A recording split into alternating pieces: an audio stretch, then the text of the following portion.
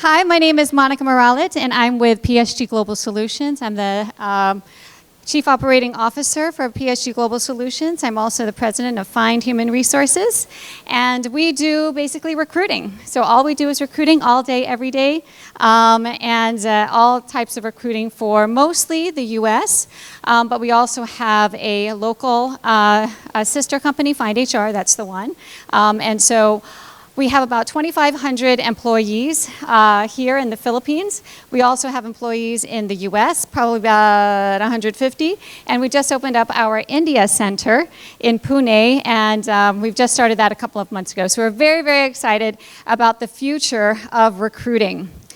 So one of the things that we've been really excited about as well is our AI technology for recruiting. Who has AI right now for recruiting? Everybody's in HR, right? So a portion of this is in recruiting. Who's got AI as part of your process? 1, 2, okay. So you need us. No.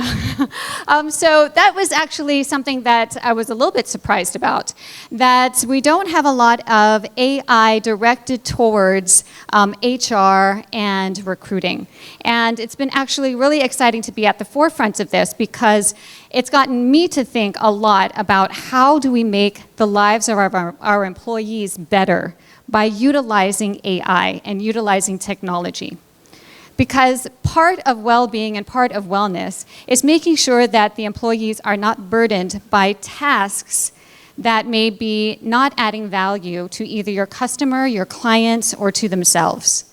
So one of the things that we've been doing this year is building an AI or multiple AIs that follow the employees through their employee journey. So everything from reaching out to the candidate when they first are looking for a job. We have an AI, her name is Anna. She will reach out to you and she will say, hey, are you interested in something with us? We've got this great job. It's perfect for you. Would you like to speak to me about it? I'm a digital recruiter. You can either speak to me or you can speak to a human. So we give them the choice. So if they choose, okay, Anna, I would like to speak to you. So they go on further and Anna will actually interview her. We'll interview the candidate, we'll assess the candidate, and will not make the decision to hire or fire because we don't want AIs to do that. But it will hand them off to a human recruiter. The human recruiter then decides whether or not to move them further into the process. If they do move to the process, then they go on and they're offered the job. When they join, there will be another AI that says, hey, my name is Noah, and I'm here to help you on board with us. So Noah then will help with the onboarding of the employee. So again, do you have all of your documents prepared? Oh, you're missing this document. This is what you need to do. So it's just documents. So done with documents, and then they give a little bit of an overview of the company, and then they tell you, okay, this is where you're going to have your training. So then they move on and they meet their trainer, they meet their teammates, they have interaction, they meet all the different departments that they're going to be a part of, or all of the different departments that are going to help them. So through training, then they're going to have a portion of their training in nesting where another AI is going to say, hi, my name is Alan. I'm going to help you be better at training. So then they go through simulations, and Alan, because all we do is recruiting, so our employees are recruiters, what they do is Alan acts as the candidate. And we call Alan, and he acts as the candidate and answers the questions, and the recruiters get a lot of practice, which they didn't necessarily have before when they were doing actual calls. So then we mix it together. Alan and human, so they get the feel of what it's like to actually speak to a real human being, a real candidate, in addition to continuous practice with Alan. Alan is so great, he's a great candidate. The candidate gives the feedback to the recruiter saying, hey, you know what, you could have done better. This is what you could have done better. And then they'll do it again until he does it well. And then he goes and does it again with a human candidate. But that's not all. There's more. Once she's graduated from training, she moves on to operations and she moves on to a client account. And as she's moving to the client account, she will get feedback and coaching from her team leader. The team leader will also say, hey, we also have a coaching assistant, her name is Sarah. Sarah then does something very similar to what Alan does and practices her on how to get better at her job. In addition, if you're familiar with recruiting, you know the recruiting funnel, how many leads, how many connects, how many converts, and all of those kind of things. Sarah will look at her information and tell her, you know what? This is where your breakdown is. This is where you need to focus. So now team leader doesn't have to go through that all the time, and she can focus on career progression, having a valuable conversation with the recruiter or with her team member about how she can progress and continue to progress in her career. So Sarah does that. Team leader also has a coach. Her name is Coach Elaine.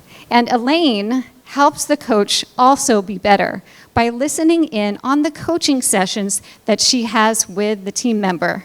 And then she will be assessed as well. She'll be given an assessment. Here's what you did well. This is where you could improve.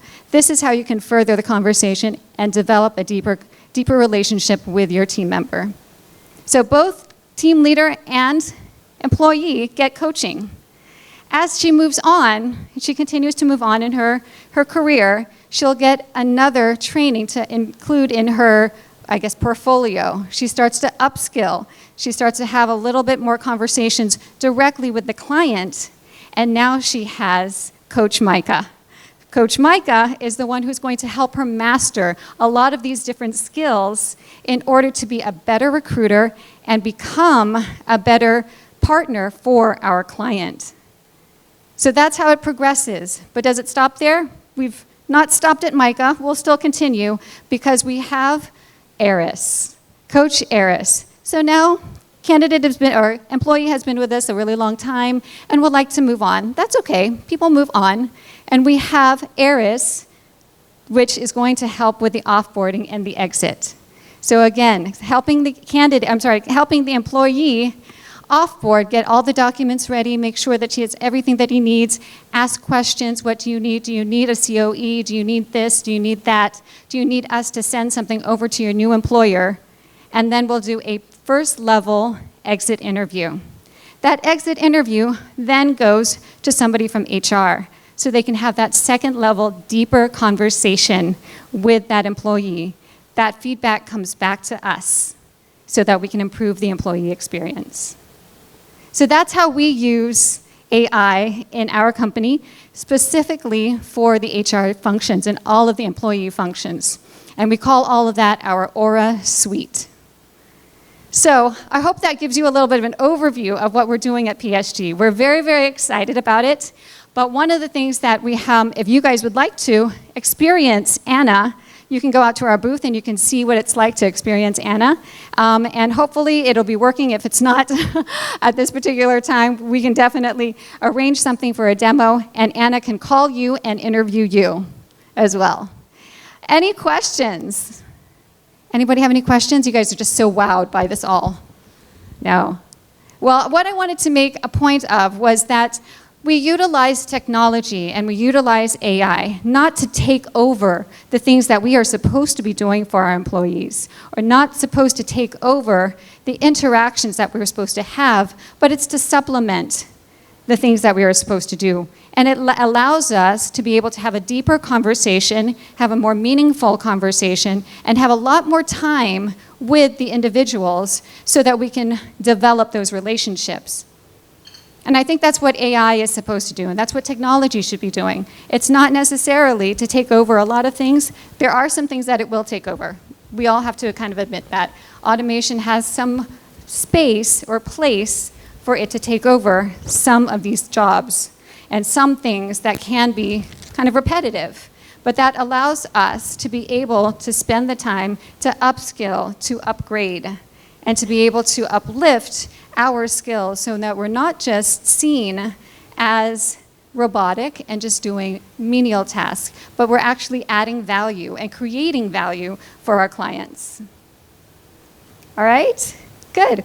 Well, I think that was basically my discussion.